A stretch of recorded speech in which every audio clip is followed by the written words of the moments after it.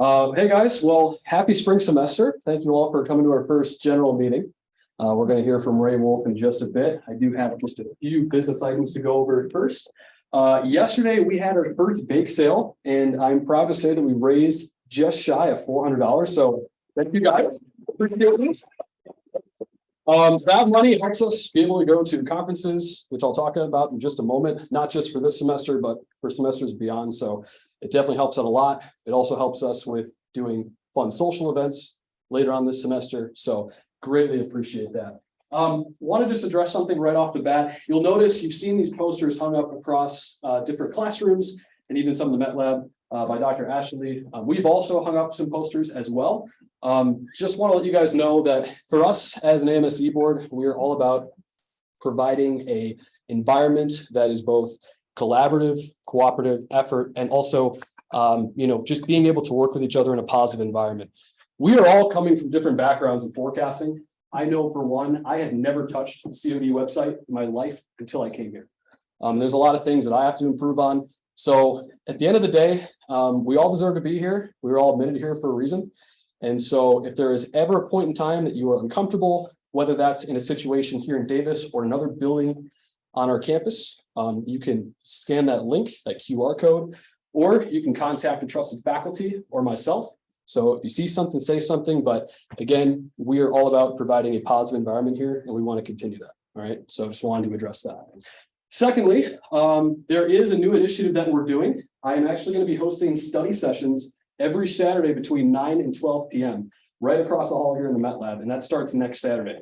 I did a pilot run last week, but I only posted it on Discord, so I don't know how many of you got that, but starting next week, we'll be doing that, and I will have that open to you for you guys to sign up on a spreadsheet. Typically in the past, prior to that, come on. You're good. Typically in the past, what we've had is the building's been locked, but I did get a key, so we do have access to that.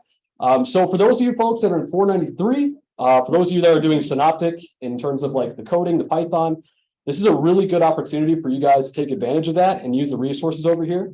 That also includes those of you mesoscale discussions, Synoptic discussions, 475. So again, every Saturday from 9 to 12, it'll be starting next Saturday, and probably bring donuts for that first one. Any questions on that? Faculty can come. But speaking of faculty, if you guys can pass that along too, sure. I'll be hosting it. I think that'll be really beneficial for students to know that. Saturday 9 to noon, guys. Saturday 9 to noon. Yep. You're buying the donuts. I'm buying the donuts. I would suggest you create some signage and put it up in there as well too. Yep. That's where a lot of our students, especially in this room, right? We have 421 in here, 498 in here this semester. And so, feel free to create signage and stick it on it. Stick it. Cool. Last but not least, actually, I got two more things. The other thing I want to mention is we have a couple of conferences. I did that in the very beginning coming up. We have the Great Lakes Conference coming up here in late March. I know Trent, I know you're working on the presentation there, but yeah. Did you want to talk real quick about your experience at Great Lakes last year? I know you were. How was that for you? Yeah, so it was a really good conference down in Valparaiso, Indiana, at Valparaiso University. They talked about various careers in meteorology. One thing I got out of it was emergency preparedness. I didn't know you could use emergency preparedness.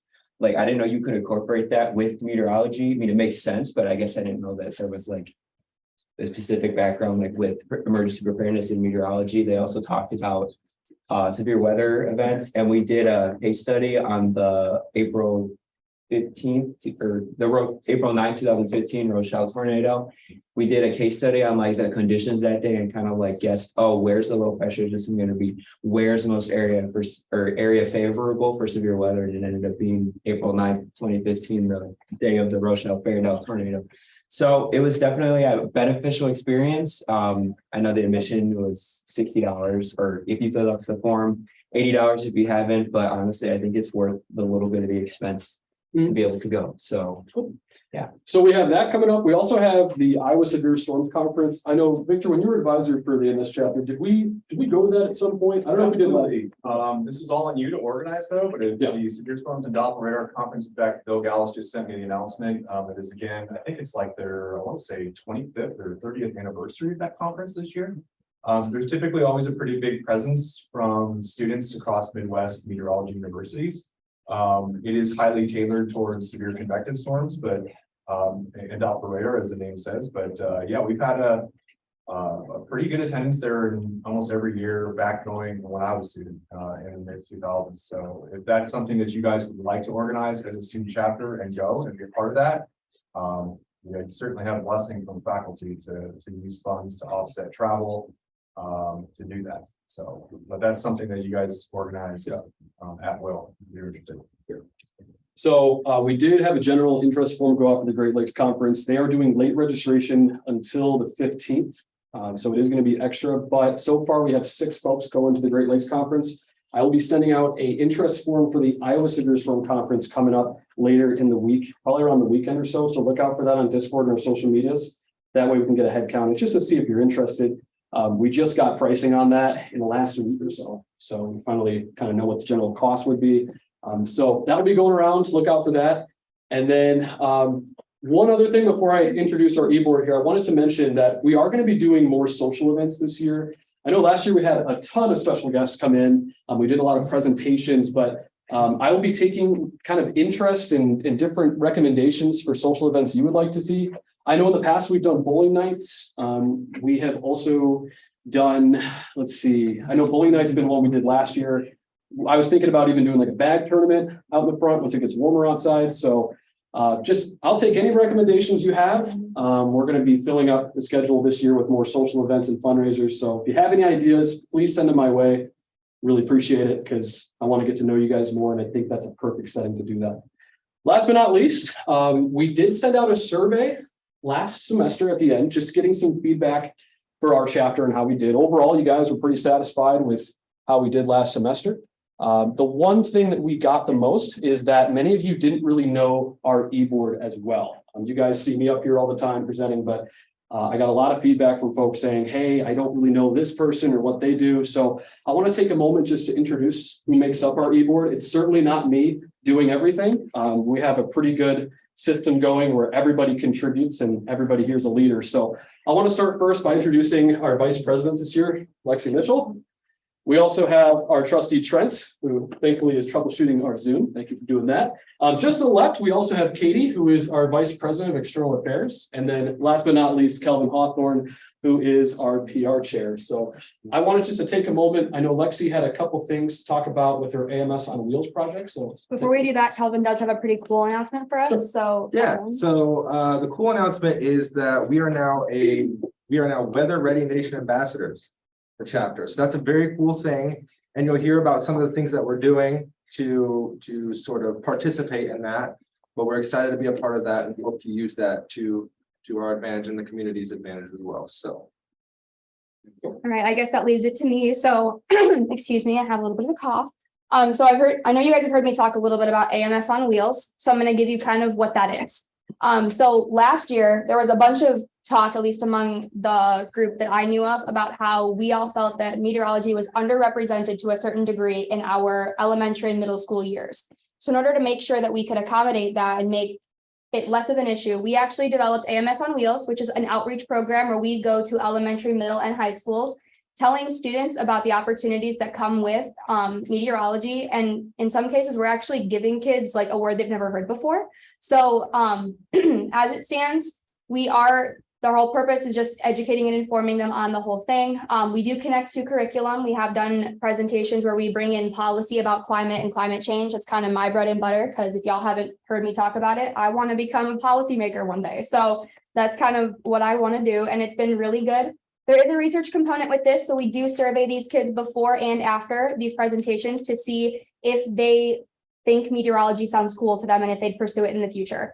As it stands, we've already seen that the presentations have the potential to work. It's not, fully done yet. We're literally just breaking ground. We've only got a semester under our belts, but I'm already seeing that there are more kids who want to look into meteorology after the presentations. Just to give credit where it's due, while I did kind of spearhead getting it off the ground, Katie was the one who came up with it. If you guys were here for elections, she was the one who brought up the idea. I kind of just got us off the ground. And her and I are making this more of a reality. We do have a bunch of presentations that are coming up. So it's not like we did it for a semester, said it, and now it's just, a thing in the wind. It's something that we plan on doing in the future. So in order to make that happen, we are giving you guys the opportunity to volunteer with us. We are going to be hosting a training session for that, for all those who are interested in it. You'll get more information on that. That's forthcoming. But I wanted you guys to kind of just be aware of the fact that we are doing something that has the potential to bring in more meteorologists into the field. And it does give kids a really cool thing to do when they don't want to be learning about something else. I'm really proud of this. So if you guys have questions, find me or Katie and we can help you out with that. Another great opportunity for you guys to get involved, especially with outreach. That looks really, really, really good in a resume. I can't say that enough. So it's not just coming to the meetings, like I said last semester. It's about doing things and getting the experience in your belt. Outreach is just one of those ways of doing it. So if you have any questions about that, as Lexi said, contact her. We're gonna have some training sessions for you guys coming up. All right. Thank you for being patient. Without further ado, I want to introduce Ray Wolf, recently retired Ray Wolf from the National Weather Service in the Quad Cities. And he's going to be speaking to us about August 10th, the Derecho that we all know, pretty synonymous here in Northern Illinois, but especially true in your forecast area. So Ray, thanks for being here. Take it away. Well, it's gonna be without some additional further. Oh, because sure. I want to say something really quick. Yeah, go for it. Ray has been a good friend and colleague for, I actually calculated 18 years. Can you believe that? And now he's retired. But going back when I was a student here at NIU, I volunteered out at the Quad Cities for the service office once a week for the undergraduate years, and met Ray, great friend, great colleague. And on behalf of NIU Meteorology, I want to present you with the Vivian Hailstone 3D print, so you can put that on your mantle. As a keepsake. I think we have some NIU swag for you as well too. Did we get him some NIU stuff? Okay, awesome. Just to say thank you for a long career in partnering with NIU Meteorology. You haven't been far down the road. You've given colloquiums to us and lots of great things in the past. So a small thank you. It's literally hot off the printer. With something that you got today, it finished just in time. So Might have to have a discussion with my wife as to whether this goes on the map. well, again, Ray, thank you for everything that you've done for our program. I know you've facilitated a lot of student internships, volunteer opportunities out in the Quad Cities, and including myself and many in this room. So we do appreciate it. And we're really looking forward to your talk. Yeah, we have four NIU grads in our office right now. Yeah. And some of the things going back to Dave Chagnon and the programs done here has been pretty cutting edge, and ironically has set students up to being open and appreciative of DSS, Decision Support Services, because that's what climate does. But we can talk more about that later. So here's the derecho. There's a Thank you. There you go. You got it. maybe Watch that cable over there, Brendan. Yep, absolutely. You're gonna have. We're good. a smart guy in weather, Chuck Doswell, once said, once in your career, you'll have a really high-end event. And I think in a humorous way, he said, don't screw it up. But actually, in our area, it's been more than once in the career. In fact, the frequency has been rather astoundingly high. But the derecho is Plus, the is the USB plug. Yeah, it is. Oh, it is. Yes. Make sure you got the presentation and the presentation mode. Yes.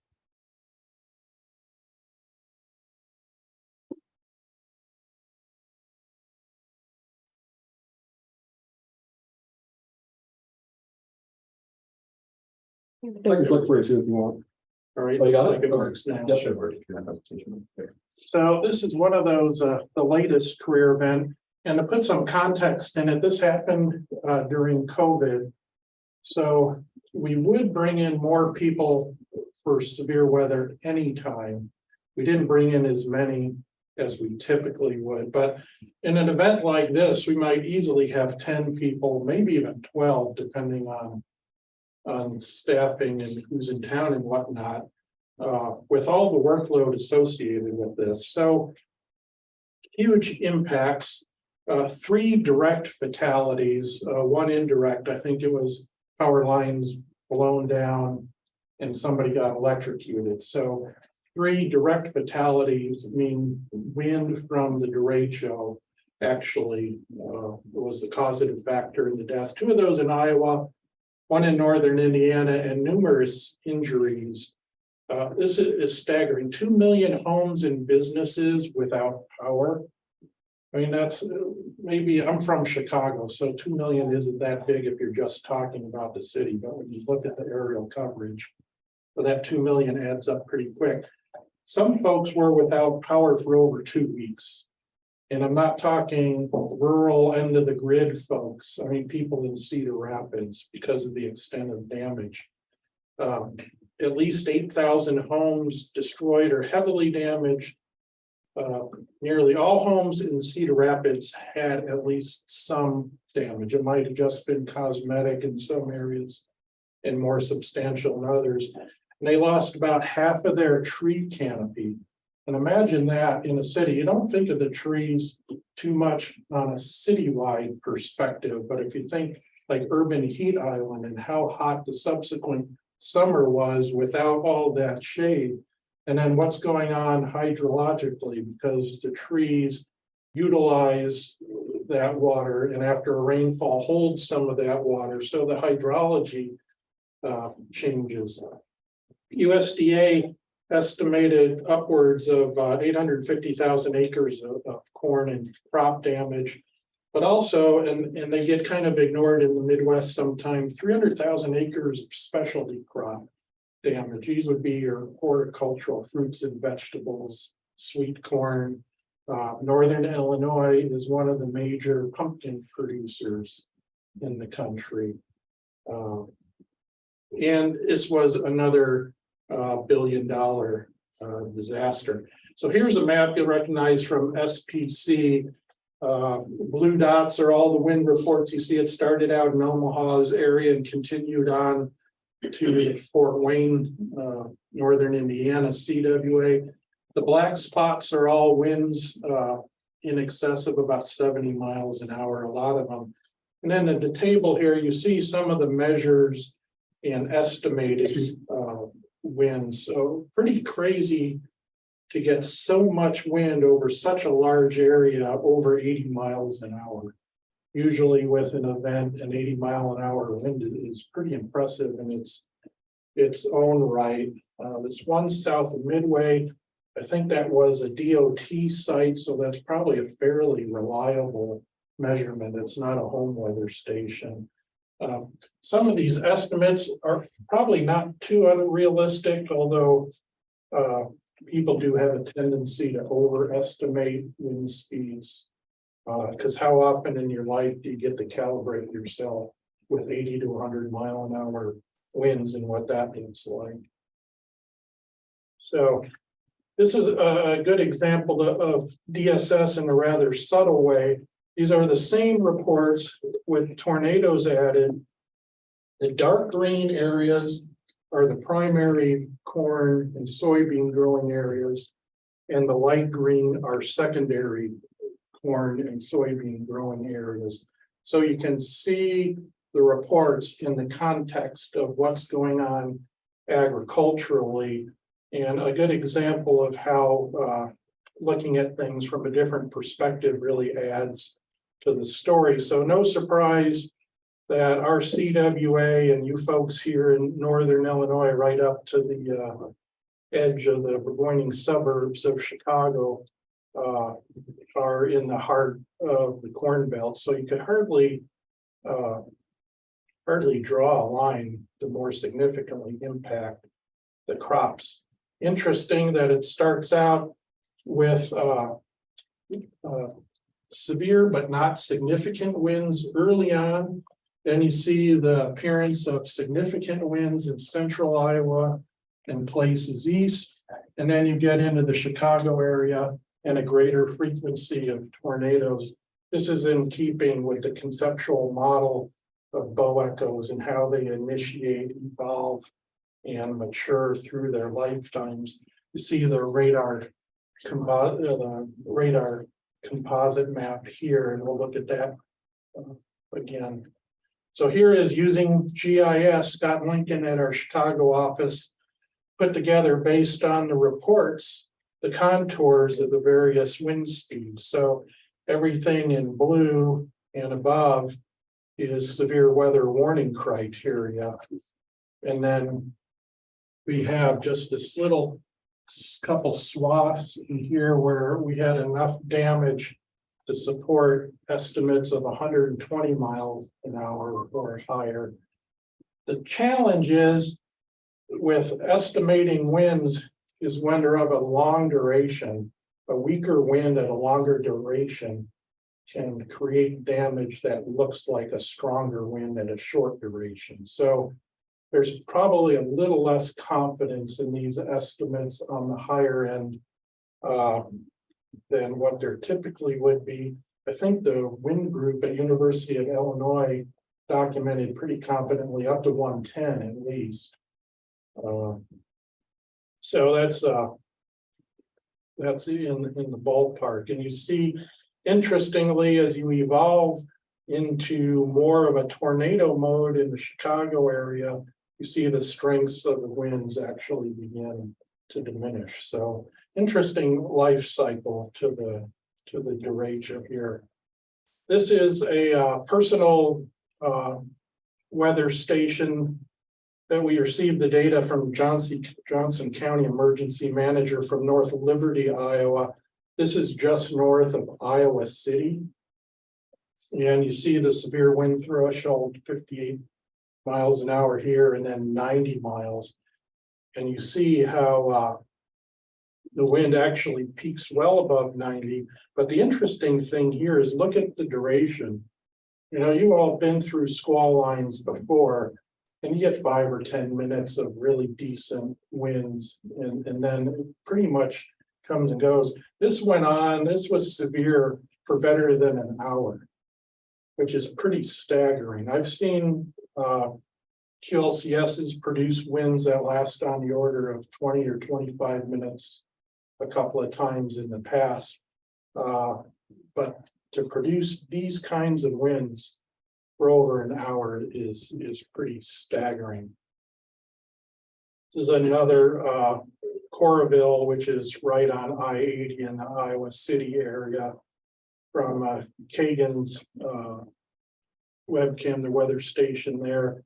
A lot of high gusts well above the severe threshold. But what's interesting here is now there's sort of a periodicity, and I know you can take any time series and imagine just about anything when you look at it, but there is some kind of on-off thing going on, at least here. And we know, at least initially, it's not unusual with QLCSs to have the gust front come through and you get severe or near severe winds. And then you can get a brief respite of maybe a couple minutes. And then the rear inflow jet and the winds associated with that kick in and blow real hard. Maybe that lasts another 10 minutes. So it's not unusual to see the two different physical mechanisms separated in time. But this is, some of those differences are occurring within sort of the stratiform rain region area after the gust front has gone through. So you're in the storm scale downdraft. So be interesting to know what kind of mechanisms are going on in helping the duration continue. So this is a 1/2 degree, a composite, and you can see the evolution. And it really, it's kind of a couple started as a cluster of thunderstorms actually in South Dakota here and came in. And you notice here, there are two distinct cells. And this is really when the uniform gust front came into being. So this is really the derecho initiation point. Here, the cells and the damage were a little more scattered, but this is when things started developing on the system thing. And then as you go through, you see kind of the seahorse effect as the rear inflow jet develops and starts pushing the Boeing structure out. And then the decrease in reflectivities along the line as it continues further east. So one of the things that can be challenging folks not familiar with radar depictions of the squall line events, is your highest reflectivities are early on because your updrafts are more upright and more vertically tilted. And as the system matures, you see the reflectivity drop, and it's easy to think, okay, this storm is kind of scaling back. But actually, what's happening is you're transitioning into the system flow. So you got the front to rear flow coming up. And we'll see this in a radar cross section. It'll make more sense. Over top with the rear inflow jet coming in overneath. So the convective cells are not as tall and as impressive reflectivity wise later on, even though the storm is still very much severe. So here's a radar loop. We got Des Moines on the left and Chicago on the right, and you kind of see some of the evolution in time. Two rear inflow jets, kind of interesting, maybe even briefly a third one. That's somewhat unusual too. You usually don't see what appear to be multiple rear inflow areas, but that shows itself in the damage that we'll take a look at here shortly. The stratiform, well-developed stratiform rain region, the comma head up to the top. So this is worth, I think, looking through one more time. Probably the event that comes closest to this is the June 29, 1998 Derecho, which spatially formed in kind of a similar location and actually came together and looked like two of the biggest HP supercells you ever saw on the west side of Des Moines, and got together in a line and then produced significant winds. And that one veered a little more southeast, and we got more tornadoes in eastern Iowa and northern and central Illinois. My home was actually damaged as a kid from that event. From that one to Yeah. June 29, Yeah, we lost our trampoline outside of that event and went Yep. behind the meter there. I saw James Spahn tweeted today pictures of damaged trampolines and referred to them as the state bird of Alabama.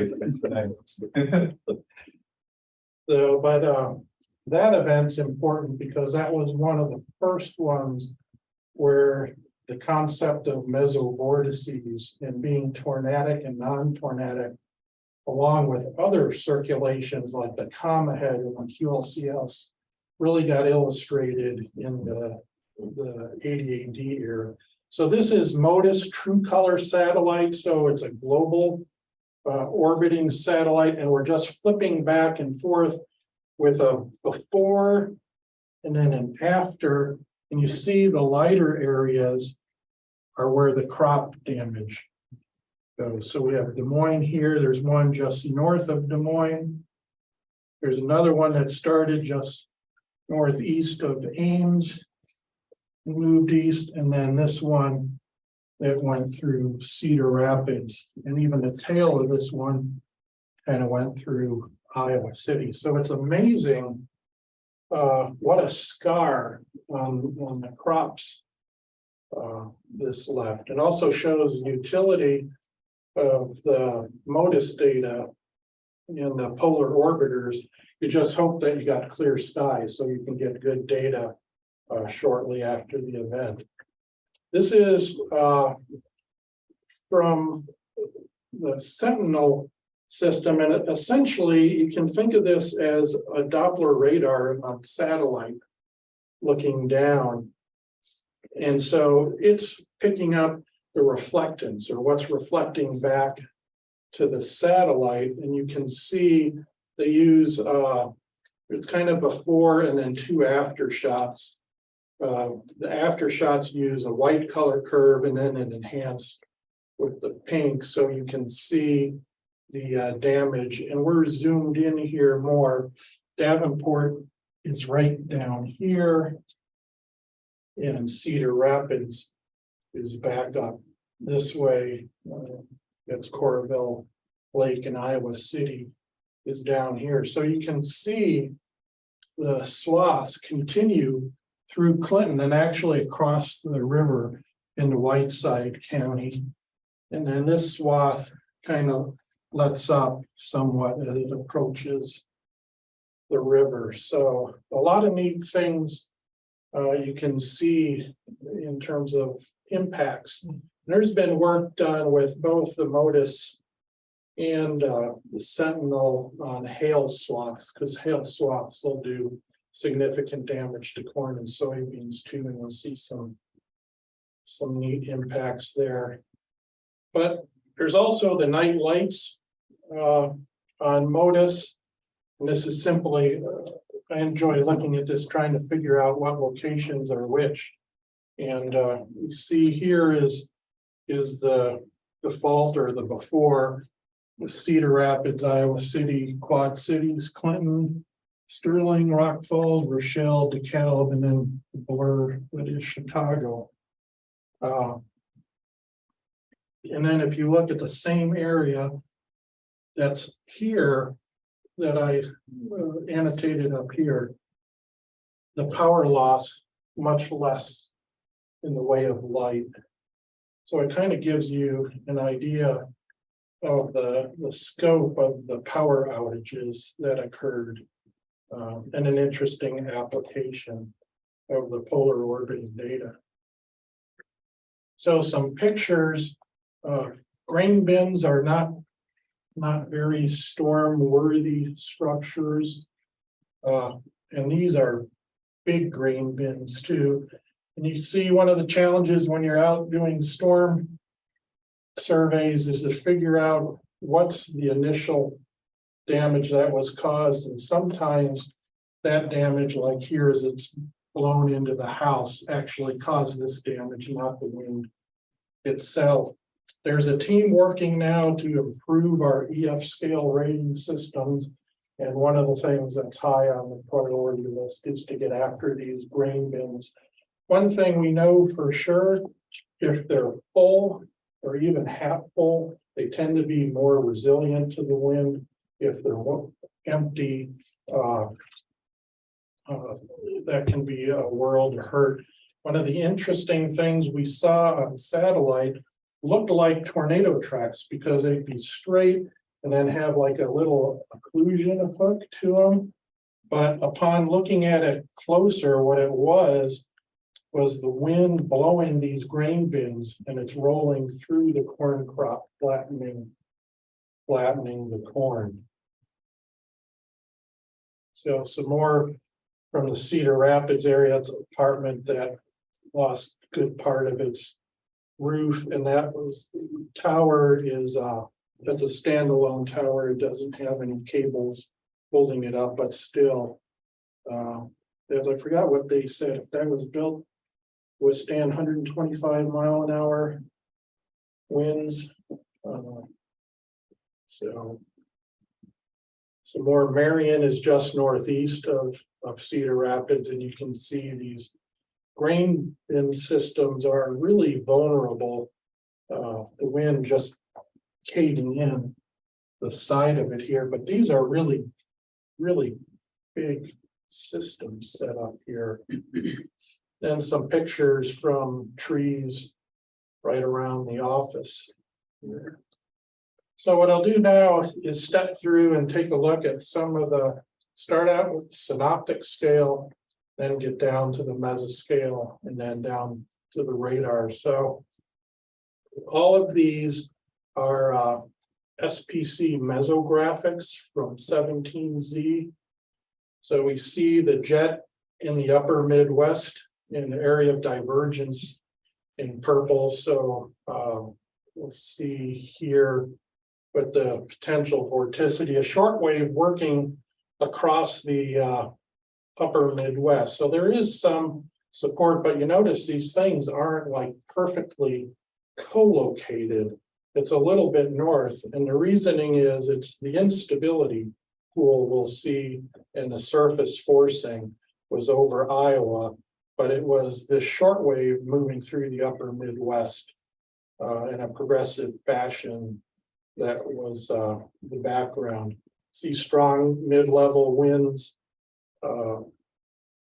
at 500 millibars, a mid-level jet reflected of the short wave. And at 700 millibars, we see inflection in the winds, southwest flow ahead of the system and the northwest flow behind. The green is relative humidity, which is really reflecting the system to some degree, as well as perhaps some convergence, moisture convergence along that axis. But there's some 30 to 40 knot wind speeds estimated, analyzed in there. But we'll talk more about the mesoanalysis shortly.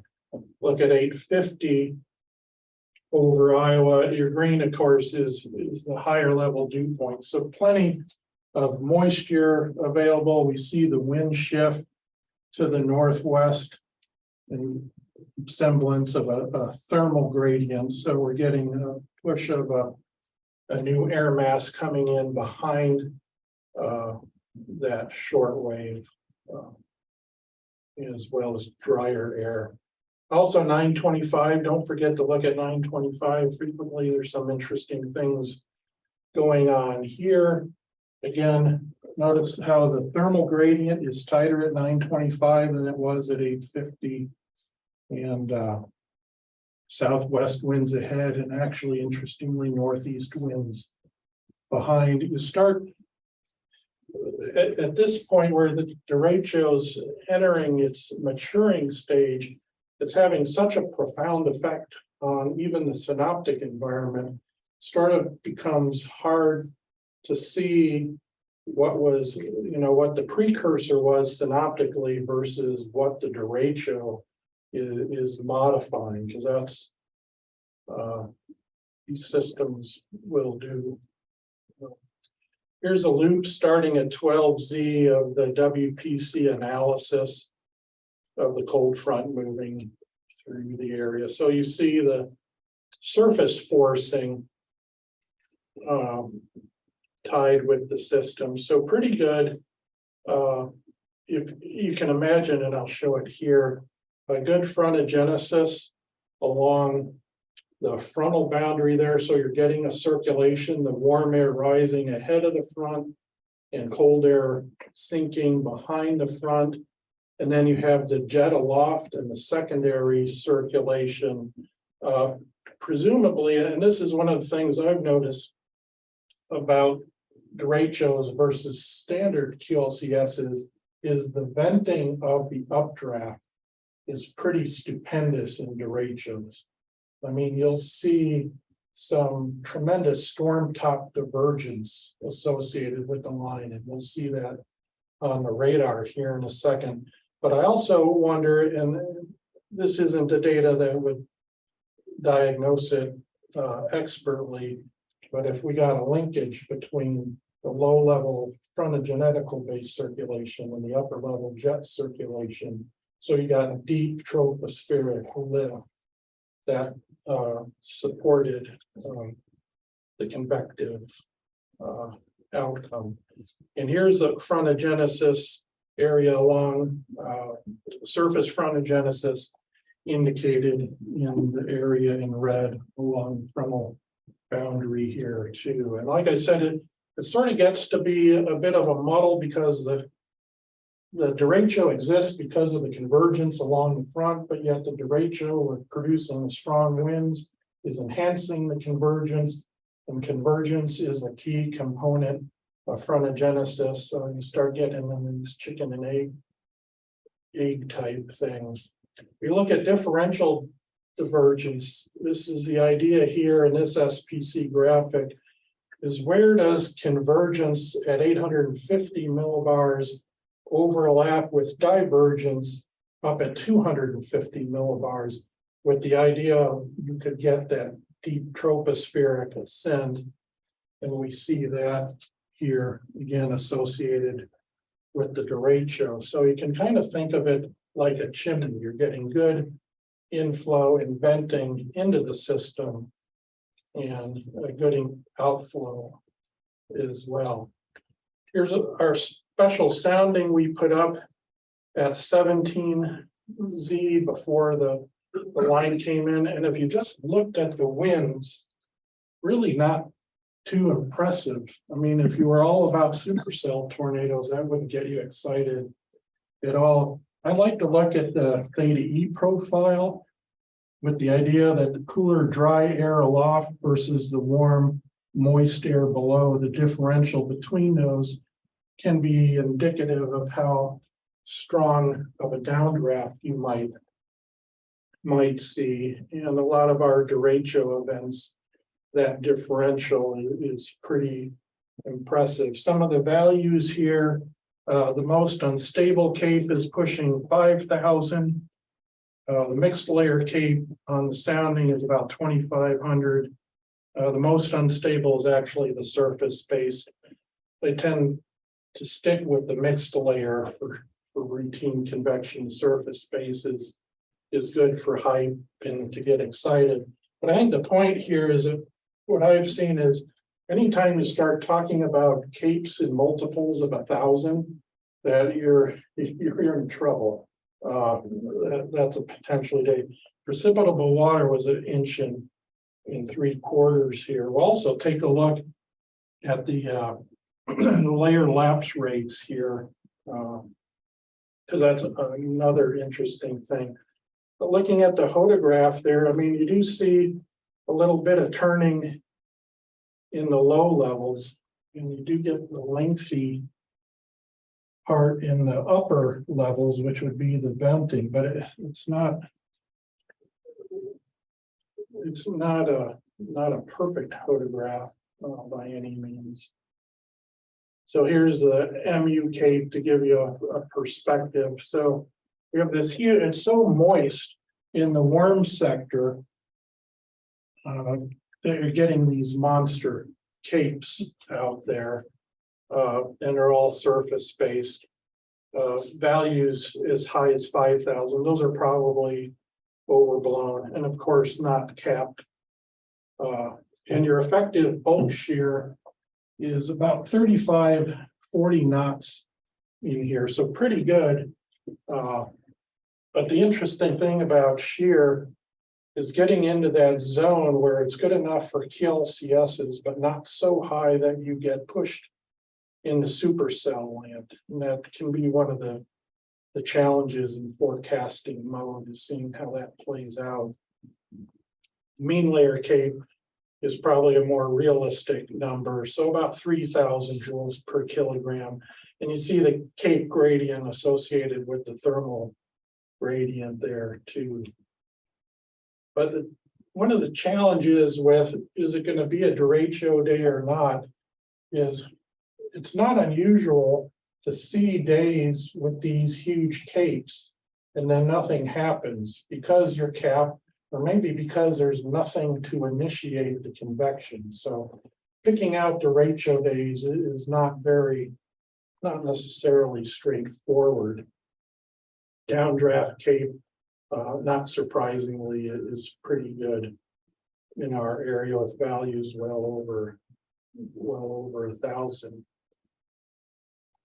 This is probably one of my 2 favorite graphics on the SPC meso page, is the mid-level lapse rates, and we see values 8.5 degrees C per kilometer.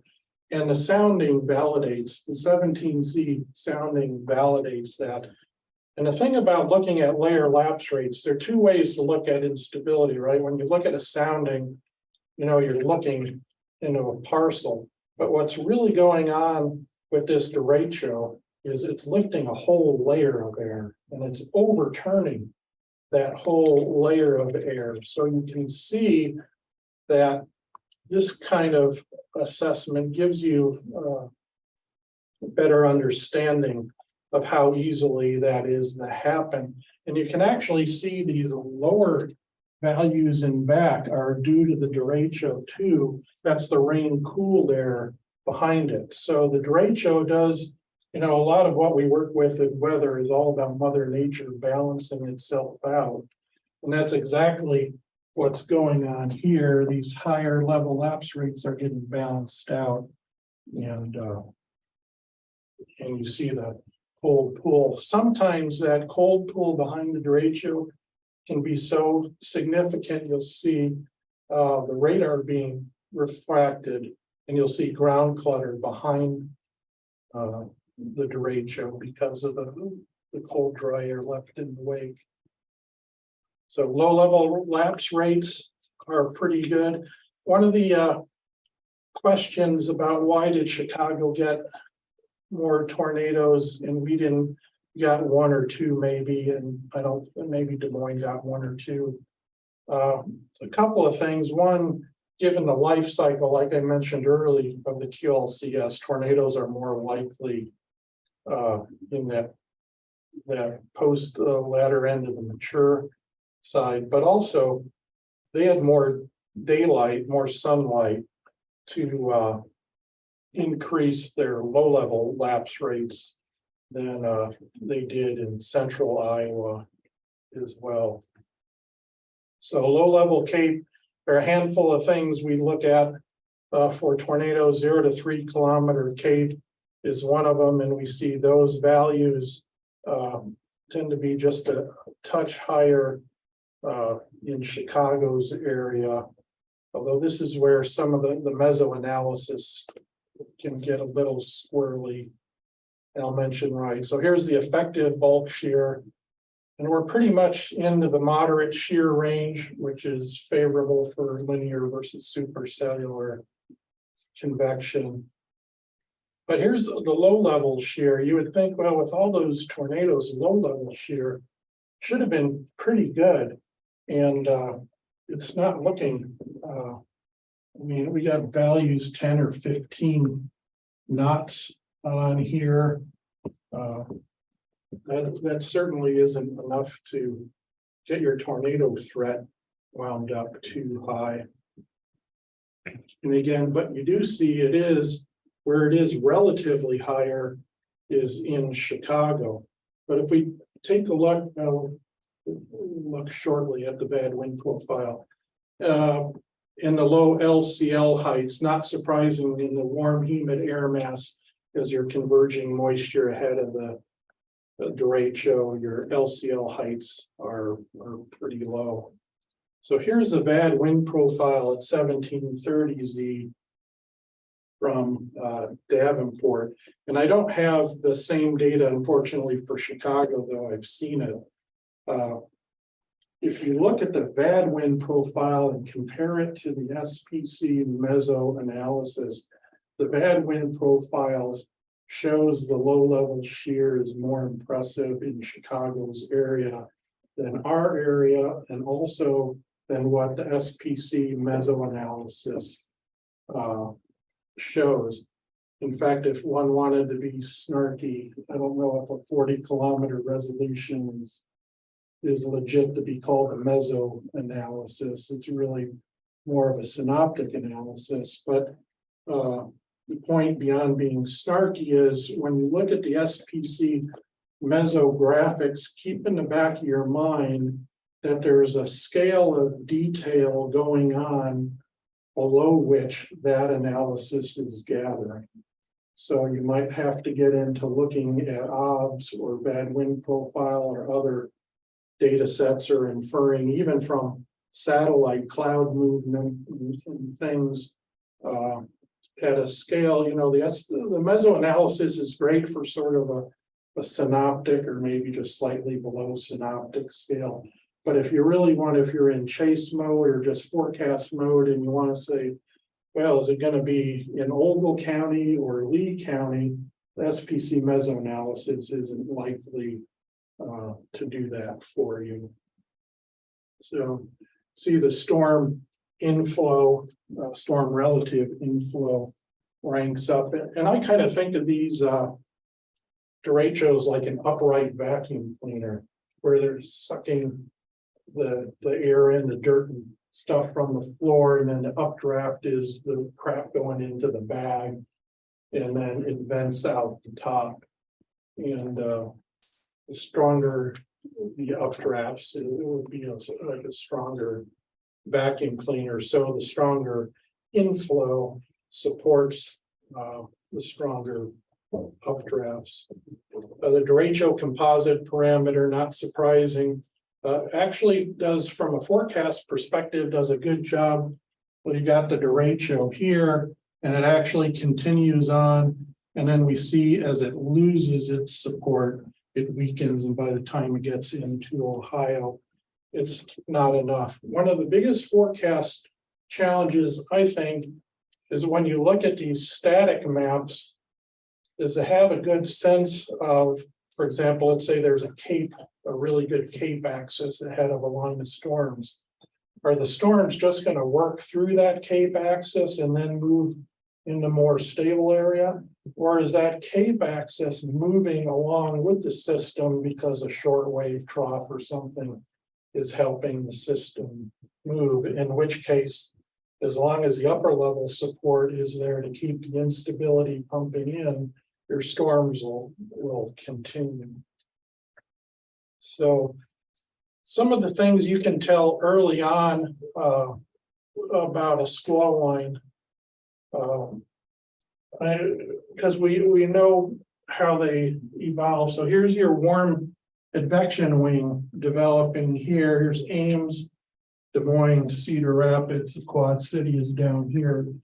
So we're seeing this develop, and we know this tends to be the area then, the northern end of the line, where your comma head is going to be likely to develop. And you also know that the strongest winds tend to occur on the southern tip of that comma head. So the yellow box, just by looking at this single radar image and having an understanding of the conceptual model of how QLCSs evolve, you can almost pre-warn this area even before you're in true warning mode.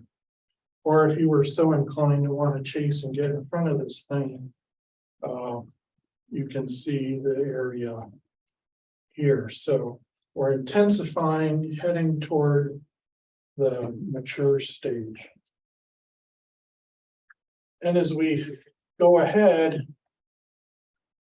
to orient you, Iowa City is here, which puts Cedar Rapids up here. Here you can see Davenport in the radar. And you start to see these weak echo channels where the rear inflow jet is poking. And again, these ties to those swaths we saw in the high-res satellite data. But one of the neat things here you can see in terms of how QLCS is developed, your initial cells, so you got the line is moving this way in the cold pool, your initial cells and updrafts are out ahead of here, and then they move line relative actually backwards. So you have your new cell, it then matures, and then eventually dissipates in the area of the rear inflow jet in the stratiform rain region. So this cycle repeats itself again and again like a conveyor belt. And it's just interesting to see that on the radar as we're heading into the mature stage. So if we take a look at some of the challenges on the leading edge, we did have one tornado we spent a lot of time looking at and documented. This is just southwest of Cedar Rapids. One could argue whether a weak tornado means anything when you're getting straight line winds over 100 miles an hour. And I don't remember if we tornado warned for this. I think at this point in the severe thunderstorm warning, we were talking 90+ mile an hour winds. So, but you do see kind of a thumb or a bit of a hook here, and rotational velocity almost gate to gate here.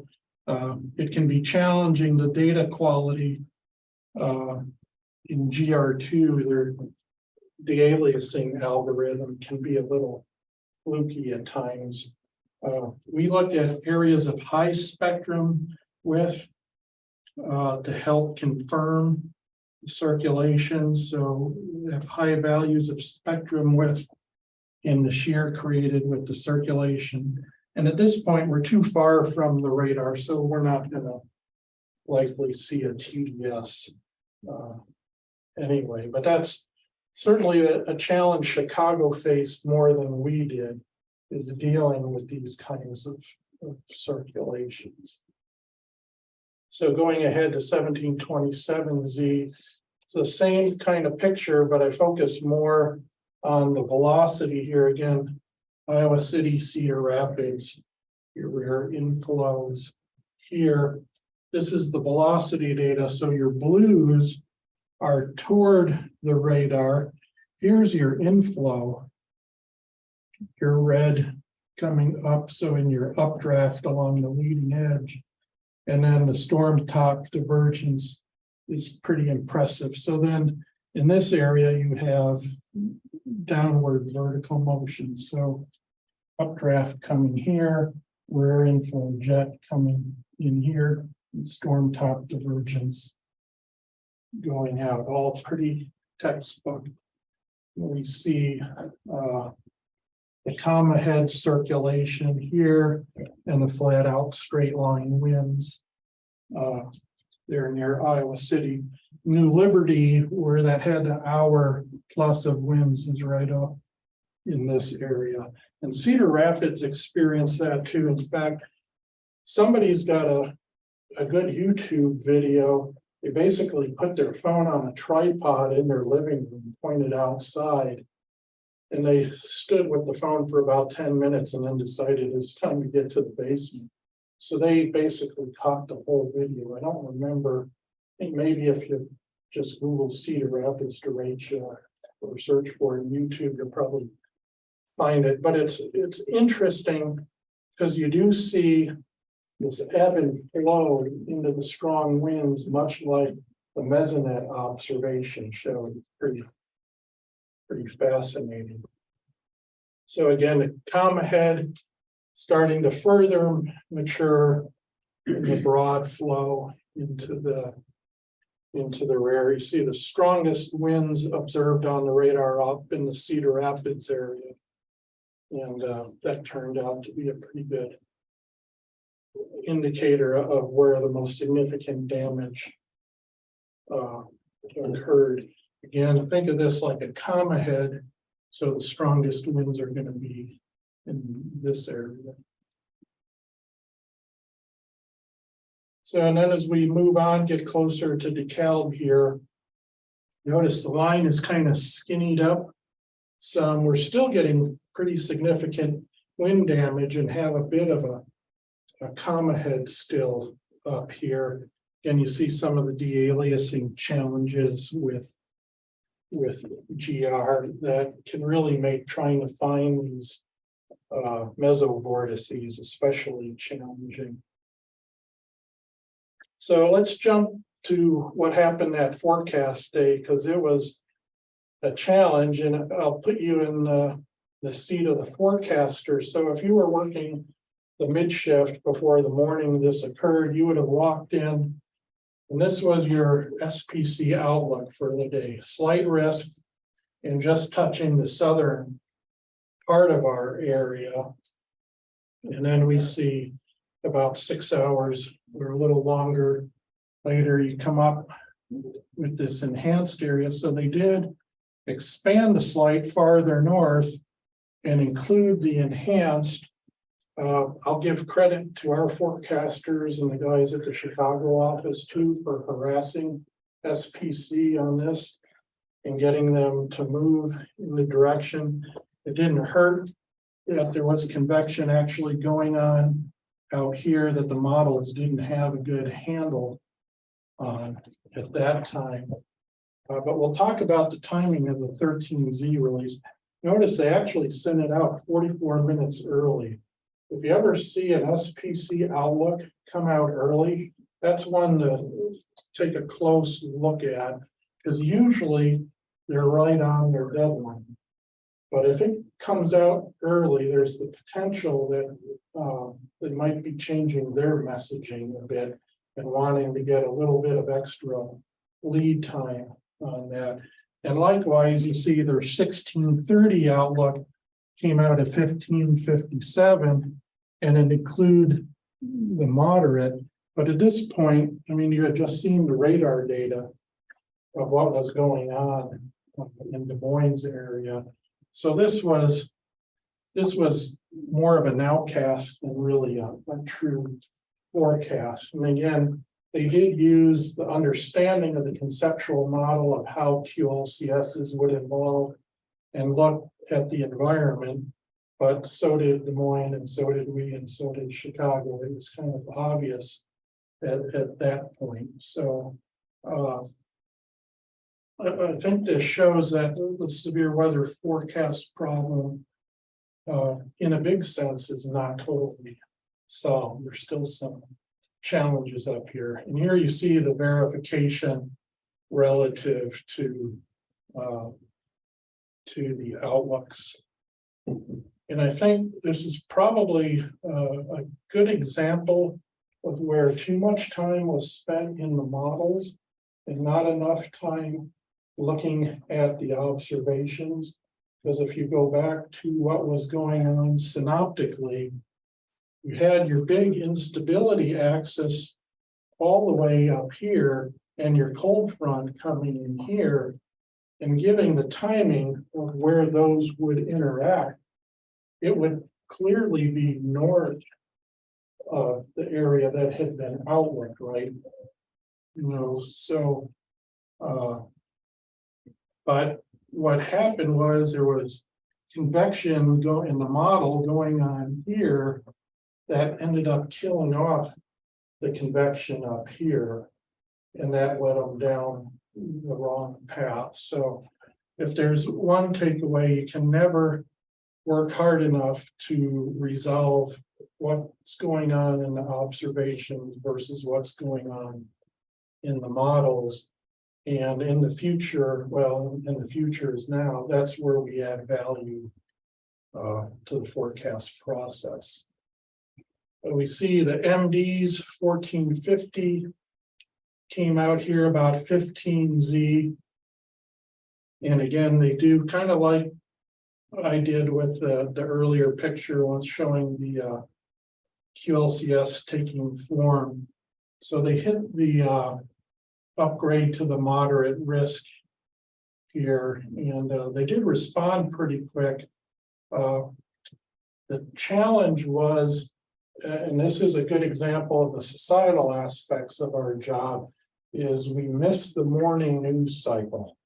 Those folks that get up really early and either go to their apps at 5:30, 6:30 in the morning, or watch the local TV station or radio, they didn't see this information.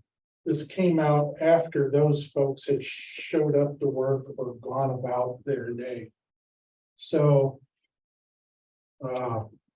that's the importance.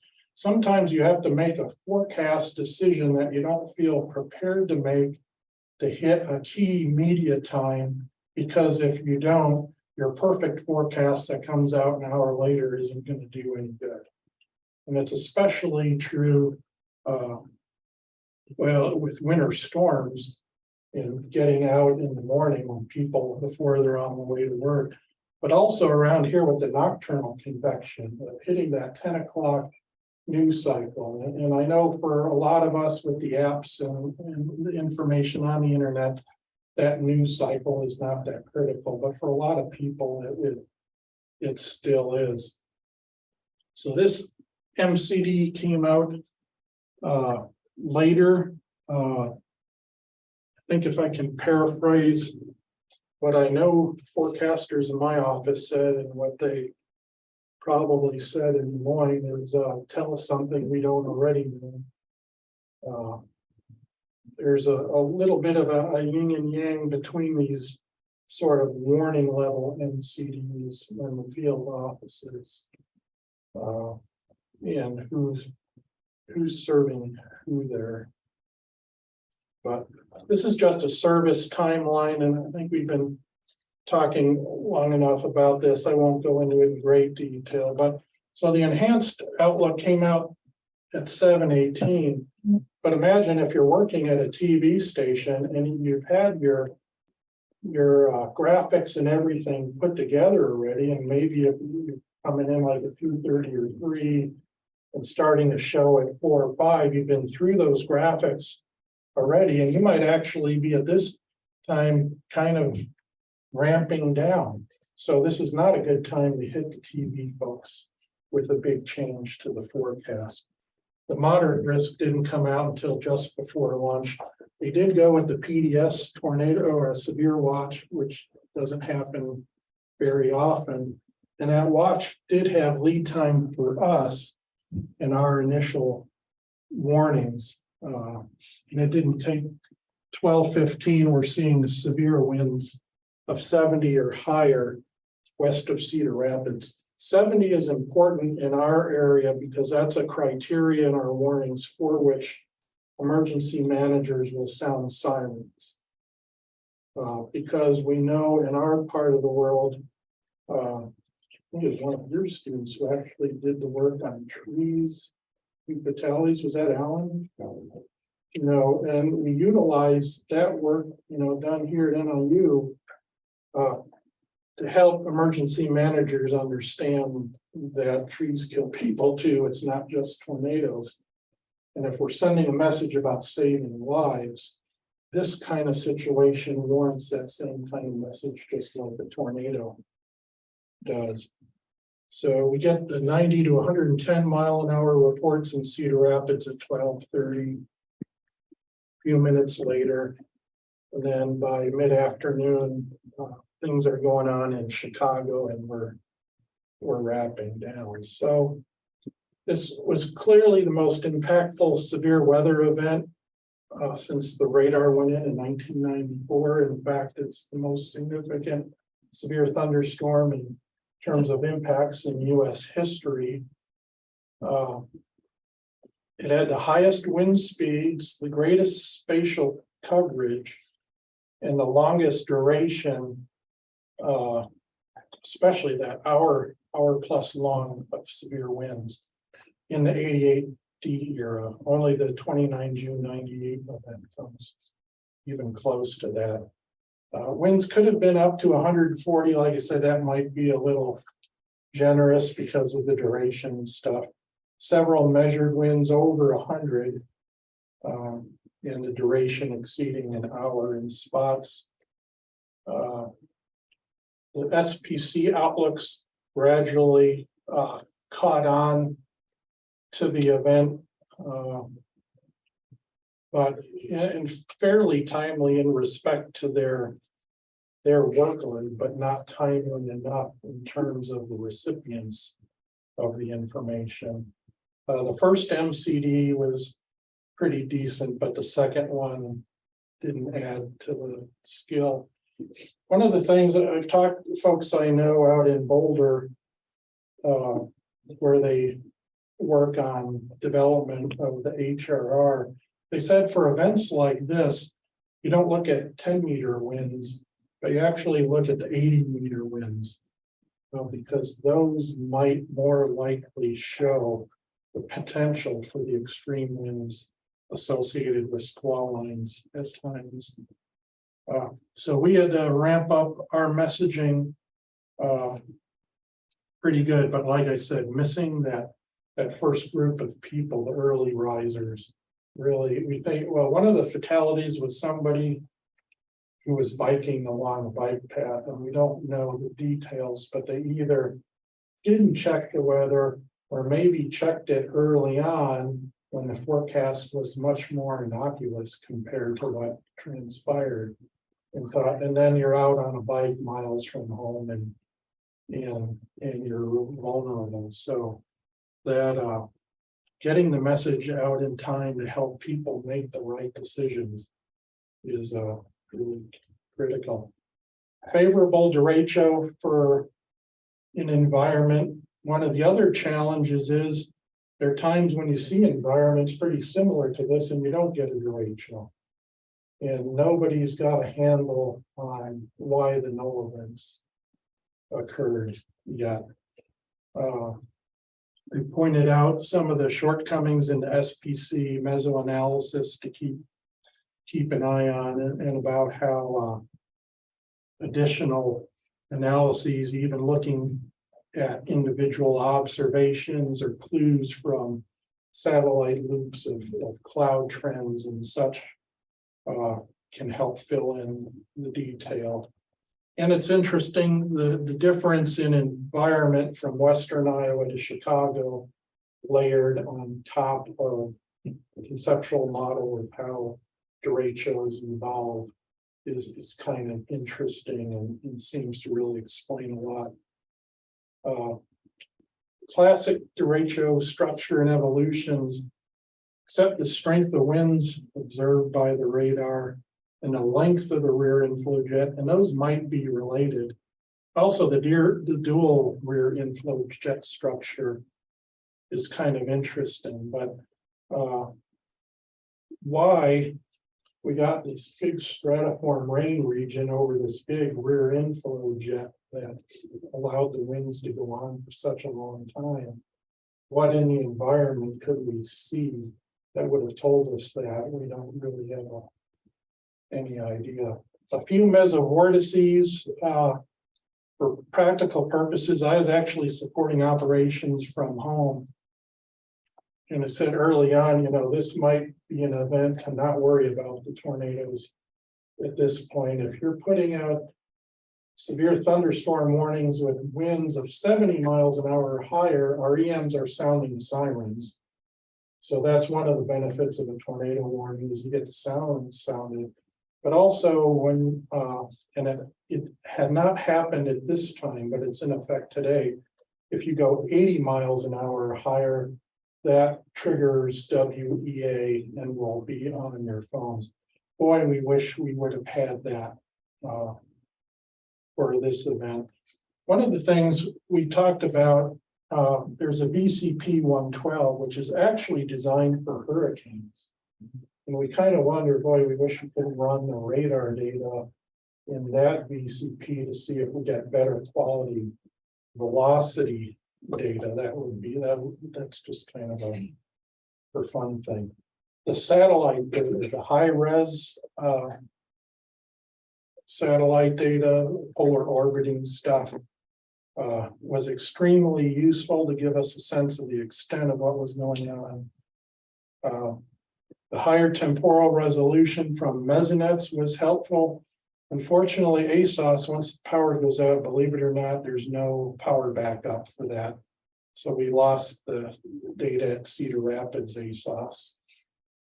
And this does poke questions about the use of damage indicators in these extreme events when you have long durations of winds, and how that relates to the same wind speeds and shorter durations. And I think that's the kind of stuff the folks at Illinois are looking at.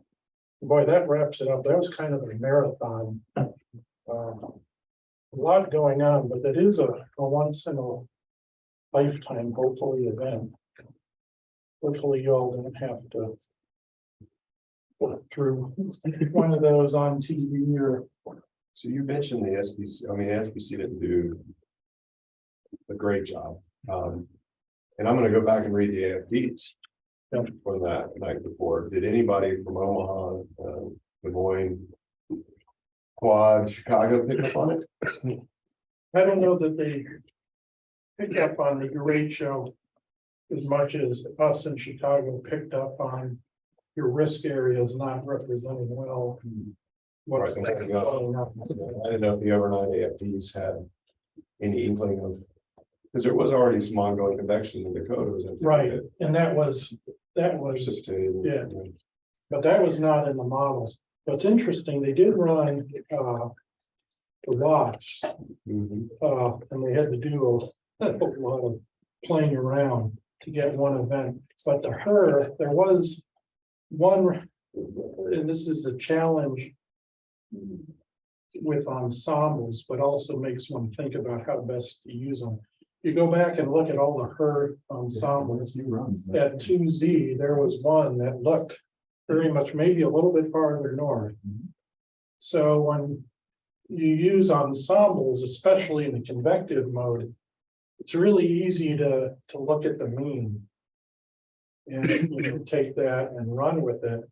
But I'm a fan of the postage stamp plots to see what the different options are that the model is showing you and what's going on, and maybe trying to decipher why are they different, what's going on either in the model or in the real atmosphere as to why these differences might exist. And that could be the insight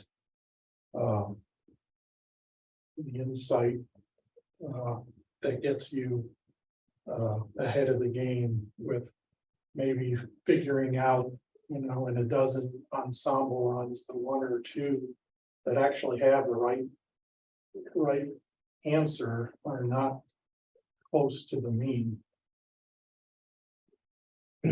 I was gonna ask you, by the way, we are opening it up to questions here. Kind of going under the hood, you talked a bit about the operational side, sort of the timeline, and I remember following this event just like anybody else, and I mean, it was a pretty quick turnaround we talked about. Your office has a mixture of sort of the new wave of meteorologists and also those that have been around for quite a while, like yourself. What was the kind of reaction to everything hour by hour? Was there any panic that had set in? Were you guys more just kind of lockstep? All right, let's just get to work. I mean, what was it? Must have been overwhelming. I'm just wondering what the reaction was. Yeah, it's funny. Derechos are kind of like supercells producing tornadoes, where once you warn on the supercell that's produced the tornadoes, you just stick with it until you're 110% sure it's not producing a tornado. So subsequent decisions are relatively easy. That first decision is a bear. With the derecho, you know you're going to be putting out severe thunderstorm warnings. So there's no question. So like an hour ahead of time, you're thinking, how am I going to line up my polygon? And this thing was moving like 60 miles an hour. How am I going to work that? Because you don't want too many polygons, because then weather radios in a location might go off multiple times. Or now with WEA, you don't want 3 WEA alerts because you warned for Cedar Rapids with 3 different polygons for the same storm. So the warning decision was initially fairly easy.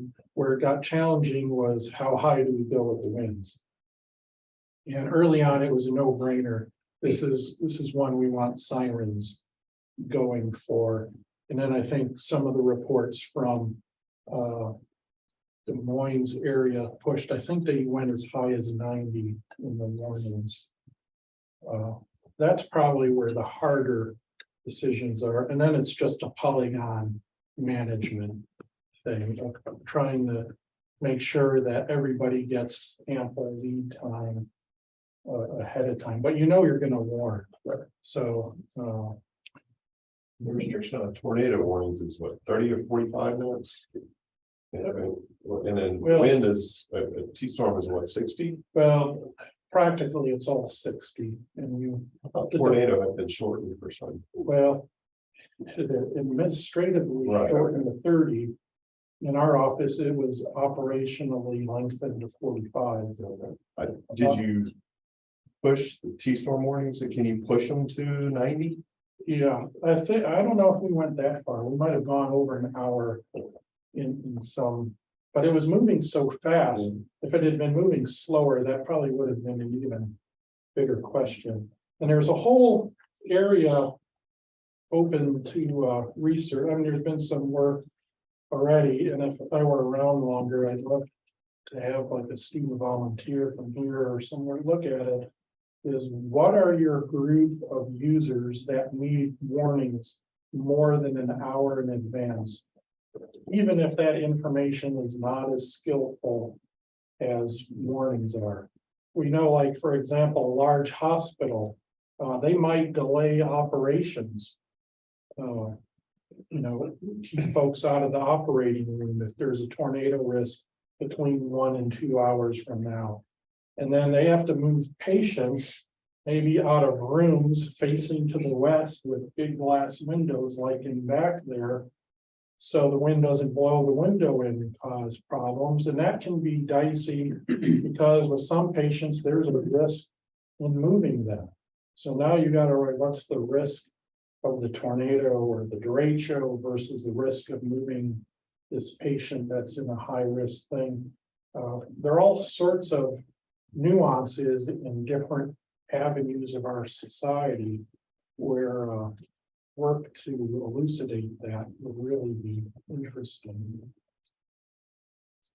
You touched a few times on the very strong winds post the front of the storm, so in the stratiform region.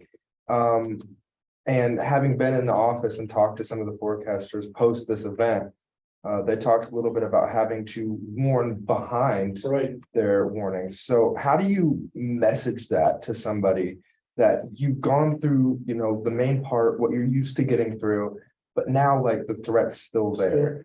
That might be, we have templates for our warnings and you all see our warning text and it looks pretty much, standard boilerplate type stuff.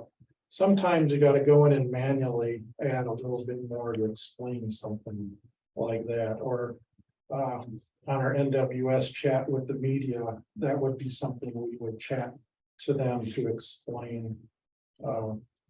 You can set up all these rules and policies and whatnot for the way things work most of the time.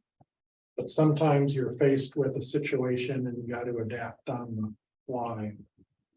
And, that can be more of a challenge for some folks who are, into the structure and rules. But if you're focused on the end game, what the end goal is, like some folks are find easier to do,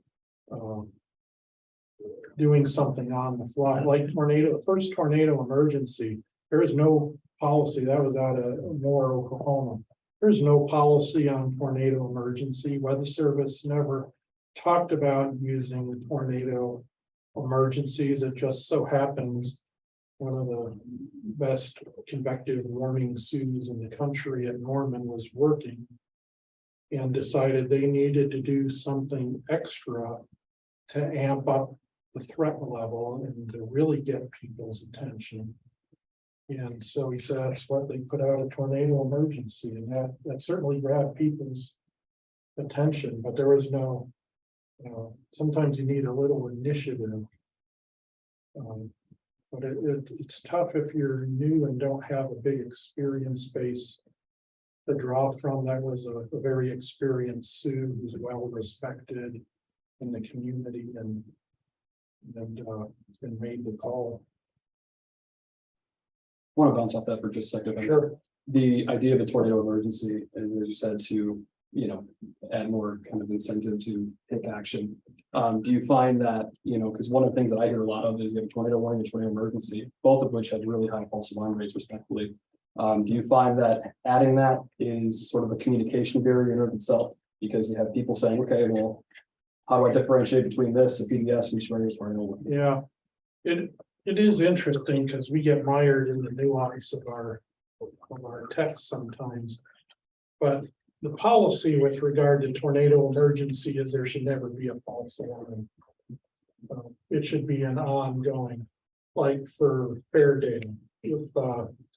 If when Walker was doing the video out there and he quick snapped me a picture and sent me a text, we saw that was our CWA. Then we said, okay, we got a big one and it's confirmed, and that's a tornado emergency. So that's so tornado emergencies in some respects are after the fact decisions. Hopefully you have a tornado warning out before that. Because having the tornado and one that's capable of causing damage is a requirement. But it makes you think, if you back up into the forecast process, what can you know about if it's a QLCS day, and we know QLCSs, tornadoes are mostly EF01s and 2s. So if it's a QLCS day, you're highly unlikely to ever issue a tornado emergency. Because for a tornado emergency, you're probably talking EF4 or 5. And even on many supercell days, it might be a day where supercell tornadoes are possible, but it's not the big day. So you might say, well, today's not really a potential tornado emergency day, but if you get that day, you know, that you've seen the outlook days in advance, and it's the PDS tornado watch, then you should go into work thinking, this is a potential tornado emergency day, so that you really narrow down the likelihood of issuing one by understanding the environment and the convective mode, even before you get to looking at the radar data. I did get a question from somebody on Zoom. Said, can you ask Ray, elaborate a bit more on using the HRR 80-meter winds versus 10-meter winds? Would that require you having high confidence in an event being a derecho? So, well, I think the comment from GSD was for convective QLCS winds in general. So then you start getting into, well, what are the magnitude of those winds? How far above severe? And then how much do you trust the model representation of that? And I don't know that anybody has that database put together yet, but I think the take home point is you would think that 10-meter wind, you know, hourly max wind or something would be the first thing you'd look for, but the GSD folks said, no, check out 80 meter. Is it just for the herd? Yeah. Okay. That was for the one on forecast. The walls too? Well, and that, yeah, that might, I only It's know the it. same dynamic of course, so Yeah. it's just, I think it's issues of mixing the boundary layer and not capturing the overall aerial swath. Yeah. Not just the magnitude. Yeah. Now, I'm most interested in this event, Ray. What sets this apart as, you know, the costliest derecho, the costliest thunderstorm in United States history versus the 30 other derecho days that we've had? And I keep coming back to the elevated convection in the morning, crossing that surface front. Yeah. That's when things started to get going. And I'm wondering if it really was the frontogenesis at the synoptic scale, aligning with really the frontogenesis along the leading edge of the derecho. Yeah. To create that such intense upward motion that then resulted, of course, in the downdraft, this crazy rear end. Well, and if you want to delve into it even more, there's some interesting things going on microphysically with those, remember the two blobs out there, with the high reflectivity cores? Yeah, early on. In turn, Very high reflectivity in Western Iowa. and they were producing large hail. So you have a corn crop that was suffering from drought, but then got blasted by wind-driven hail. And what we wonder is, and this has all sorts of ramifications, forecast-wise, was that hail important in helping drive the downdrafts that started to coalesce the cold front that set the derecho off? That is one thing. And then the second related question is the model's inability to handle that reliably perhaps hamper their ability to forecast derechos? Yeah, no, I agree. I think, this forecast was almost 100% contingent on whether or not the models were capturing that convectional problem. So, Yeah, as we see many times, right? Yeah. In the warm season, so. It's just crazy, right? I mean, you have this versus, the run of the mill kind of northern Illinois, eastern Iowa derecho that, you're jumping up and down if you get 70. Yeah. Right, versus well, 90 plus measured. and that's another crazy thing to put in perspective is, I mean, you already know derechos in the probability distribution of QLCSs are like the top less than 5% events. What's our climatology? And we're in the one main axis is like what, one, maybe 2 a year or 3 every 2 years or something like that. But so you can go a year and not have a derecho anywhere around here, and then you can get 2 in 1 year. But yet this derecho, if you put together a data set of all derechos, is like the top 1% Yeah. of that data set. So you're the top 1% of the top 3%. I mean, you're really kind of king of the hill. But it's really, it's interesting. It's, and how, what should we expect models to be able to do with a system like that? Any other questions, guys? Yes, sir. I know this is, I think it's, now the third straight year of, La Nina.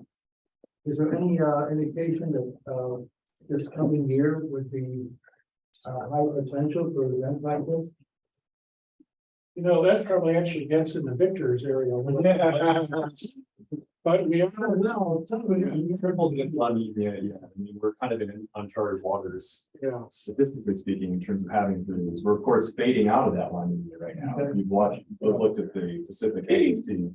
But yeah, I mean, it's statistically, you load the dice towards the more active severe weather season. Specific hazards, I would say we're not even going to say that. And it's usually actually the only signal is really in the mid-south for that increased activity during the line.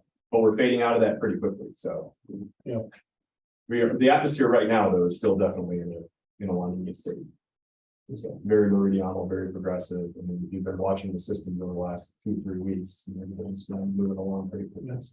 Yeah, because there were, after the bomb cyclone here, it appeared that there were quite a few over the Pacific. Yeah. I would say what's more interesting is what's going to happen to these types of events in the future. And if you ask Walker, some of our recent derecho projections in the future are actually pretty scary in terms of frequency. So it'll be interesting. Yeah, this is because we know in the future, the Cape thing's not going to be in short supply. That's right. I think that's pretty firmly established. Question becomes more on the shear side and where geographically that shear has a tendency to set up. But remember, like I showed, curious thing about the derecho, you don't need, supercell, more tornado type shear. You get one heck of a derecho. So you can get, you were talking earlier, if I were a business person, I'd come up with a t-shirt that says fear the shear with a tornadic cyclone on it and sell it to storm chasers and make good bucks.